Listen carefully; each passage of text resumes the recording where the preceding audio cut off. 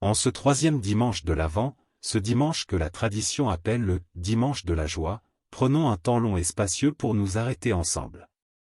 Laissons derrière nous l'agitation des préparatifs, le stress des derniers achats, la fatigue qui pourrait nous gagner. Entrons dans l'esprit même de ce jour, une pause prophétique au milieu de notre attente, une célébration anticipée de la joie qui vient. Car nous n'attendons pas une idée vague, un simple souvenir, mais une personne. Nous attendons la venue du Christ, et cette attente elle-même, lorsqu'elle est vécue dans la foi, devient source d'une joie profonde et sereine. Aujourd'hui, l'Église nous invite à relever la tête, à laisser la lumière rose de la bougie de la joie percer les ombres de nos hivers intérieurs, et à élever nos cœurs en louange. La louange est le langage naturel de la joie. C'est le cri de l'âme qui reconnaît la bonté de Dieu et qui ne peut le garder pour elle. Alors, élevons ensemble nos cœurs, unissons nos voix intérieures, et offrons au Dieu de l'Avent le don merveilleux de notre gratitude et de notre admiration pour le don merveilleux de Noël. Pour nous mettre en chemin, écoutons. Écoutons le chant le plus pur, le plus spontané, le plus révolutionnaire qui soit jamais monté vers le ciel. C'est le chant d'une jeune femme de village, remplie de l'Esprit Saint, qui vient de recevoir la nouvelle la plus incroyable et qui répond par un hymne qui a traversé les siècles. Son nom est Marie. Son chant est le Magnificat.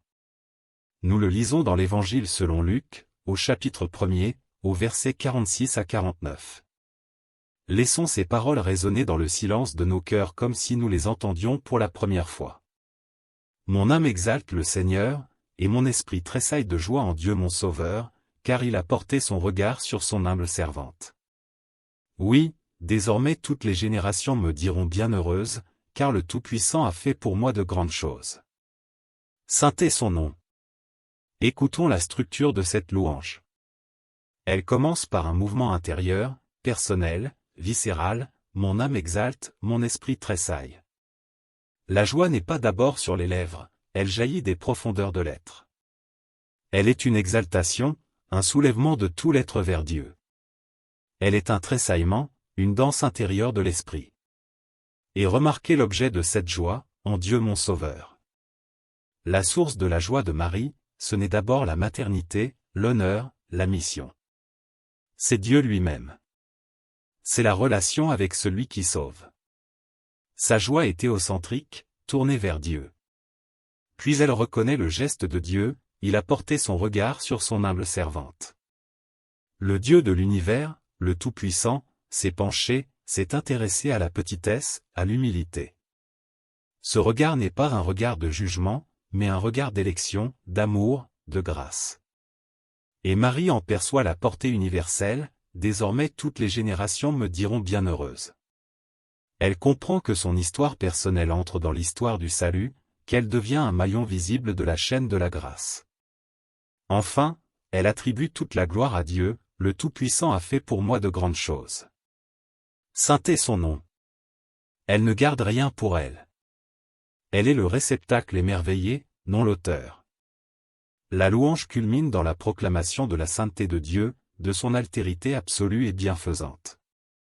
C'est dans cet esprit, à l'école de Marie, que nous voulons nous aussi louer. Car ce qu'elle a chanté par anticipation, nous le chantons en mémoire et en espérance. Le regard de Dieu s'est penché sur l'humanité tout entière en la personne de son Fils. Les grandes choses que Dieu a faites pour elle, il les a faites pour nous tous, il nous a donné son Fils. Alors laissons monter notre propre chant. Prenons une profonde inspiration, et proclamons avec notre cœur. Gloire à toi, Dieu Père, Créateur du ciel et de la terre. Gloire à toi, Dieu Tout-Puissant, dont la puissance s'exprime non dans la domination écrasante, mais dans l'abaissement infini de l'amour. Tu as tant aimé le monde, ce monde brisé, rebelle, perdu, que tu as donné ton Fils unique, ton bien le plus précieux, ton Verbe éternel. Tu ne l'as pas renvoyé avec la foudre et le tonnerre pour imposer ta loi, mais dans le silence et la fragilité d'un nouveau-né. Nous te louons pour ce don qui dépasse tout entendement, pour cette folie d'amour qui est ta sagesse secrète. Louange à toi pour l'humilité bouleversante de la crèche. Pour cette paille qui devient le trône du roi des rois. Pour ces animaux muets qui sont les premiers témoins du mystère. Pour le froid de la nuit que la chaleur de l'amour incarné vient réchauffer. Pour le refus des auberges qui nous rappellent que le monde n'a souvent pas de place pour toi, mais que toi, tu fais toujours place pour nous. Louange à toi pour la simplicité absolue de cet enfant Dieu. Pour ces petits doigts qui se refermeront un jour sur le bois de la croix. Pour ces yeux qui s'ouvrent sur un monde qu'ils ont créé et qu'ils viennent sauver. Pour ce premier cri qui est déjà un « oui » à la mission de réconciliation. Dans cette simplicité, tu renverses toutes nos idées de grandeur et de succès. Tu nous enseignes que la vérité la plus profonde se dit dans le dépouillement, dans la confiance, dans l'abandon. Louange à toi pour l'amour qui se fait chair. Pour le Verbe qui se fait chair et qui habite parmi nous. L'amour abstrait, lointain, conceptuel, est devenu palpable, audible, visible. Nous pouvons le toucher de nos mains, cet amour. Nous pouvons entendre son rire d'enfant, plus tard ses paroles de vie. Nous pouvons voir son regard de compassion posé sur les malades et les pécheurs. L'insaisissable s'est laissé saisir. L'infini s'est enveloppé de finitude. L'Éternel a épousé le temps.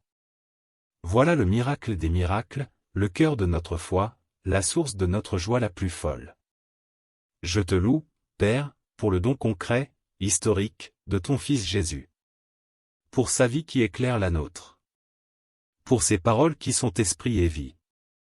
Pour ses gestes qui guérissent et libèrent.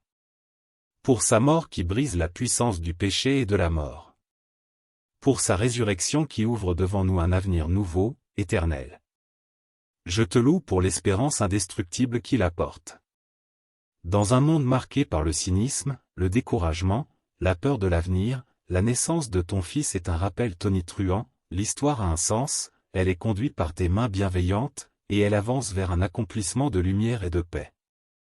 L'espérance n'est pas un optimisme vague, mais une certitude ancrée dans un événement, Dieu est venu, Dieu est avec nous, Dieu reviendra. Je te loue pour la lumière dans nos ténèbres. Chaque fois que nous sommes perdus dans les ténèbres du doute, de la culpabilité, de la souffrance ou du deuil, la mémoire de Bethléem est une petite flamme qui ne s'éteint jamais. Elle nous rappelle que les ténèbres ne l'ont pas arrêté. Elles ne l'ont pas compris, mais elles ne l'ont pas étouffé. Cette lumière douce et tenace perce nos nuits les plus noires et nous redit que nous ne sommes pas seuls, que le chemin existe, que le matin viendra. Je te loue pour l'amour plus fort que tout. Plus fort que le péché qui nous enchaîne. Plus fort que la maladie qui nous affaiblit. Plus fort que la mort qui nous terrifie. Plus fort que nos propres faillites et nos trahisons. L'amour qui s'est couché dans une mangeoire est le même qui s'est laissé clouer sur une croix, et cet amour-là est invincible. Il est la force fondatrice de l'univers. Ton amour, Père, manifesté en Jésus, mérite bien plus qu'un chant du dimanche. Il mérite l'hommage de toute notre vie, de chaque battement de notre cœur, de chaque souffle de nos poumons. Maintenant, dans le silence de cette prière partagée, je t'invite à un temps personnel, intime. Prenez un long moment pour louer Dieu pour ce qu'il a fait spécifiquement dans votre vie cette année qui s'achève. Fermez les yeux si cela vous aide. Remontez le fil des mois. Voyez les moments de grâce, les protections invisibles, les joies simples, les épreuves traversées avec une force qui n'était pas seulement la vôtre, les rencontres providentielles, les pardons reçus ou donnés, les petites lumières dans l'obscurité. Chacun a son histoire. Chacun a ses « grandes choses » que le Tout-Puissant a accomplies pour lui, souvent de façon discrète, presque cachée. Prenez le temps de nommer ces grâces, une par une, dans votre cœur. Et pour chacune, dites simplement « merci ». Laissez la gratitude vous envahir. C'est cela, la joie de l'avant, se souvenir de la fidélité de Dieu dans le passé pour affermir notre confiance dans son avenir. Dieu de toute louange, Père de notre Seigneur Jésus-Christ, nous voici devant toi. Nos cœurs, remplis du souvenir de tes bienfaits, désirent t'offrir quelque chose en retour. Mais que pouvons-nous te donner, à toi qui possèdes tout? Nous pouvons te donner notre louange. L'hommage de nos cœurs reconnaissants. Reçois-le. Reçois ce chant intérieur, parfois maladroit, souvent distrait, mais sincère. Que ce ne soit pas un moment isolé, mais le ton fondamental de nos vies. Apprends-nous à voir tes merveilles chaque jour. À discerner ta main dans la beauté d'un ciel d'hiver, dans la tendresse d'un sourire, dans la paix après une tempête, dans la force qui renaît au matin. Apprends-nous à être des veilleurs de ta bonté, des collectionneurs de tes grâces. Et pour chacune, apprends-nous à te rendre grâce. Fais de nous des Eucharistiens, des personnes qui disent « merci » et dont la vie entière devient ainsi une louange continuelle, un hymne vivant à ta gloire. Nous te prions tout cela par Jésus, l'enfant de la crèche de Bethléem, la raison de notre chant aujourd'hui et notre raison de chanter pour l'éternité. Car c'est en son nom, dans la joie de l'Esprit Saint, que nous crions vers toi, Père bien-aimé. Amen.